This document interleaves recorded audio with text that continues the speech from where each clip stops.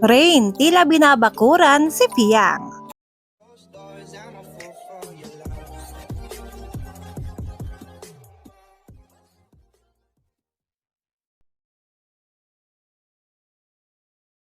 Medyo kakaiba ang ayuda namin para sa inyo mga ka-DJ dahil hindi ito JM Fiang or Jar Fiang, kundi mga ka-DJ, si Fiang at Rain. Kung saan mga ka-DJ tila kikiligin kayo. Paano ba naman mga ka-DJ, napaka-sweet nga nitong si Rain kay Fiang na tila nakakapanibago. Dati kasi mga ka-DJ tila ang nilalapitan lang ni Rain ay itong si Kai. Pero ngayon mga ka-DJ, maski si Fiang ay tila gustong gusto na rin niyang lapitan at binabakuran.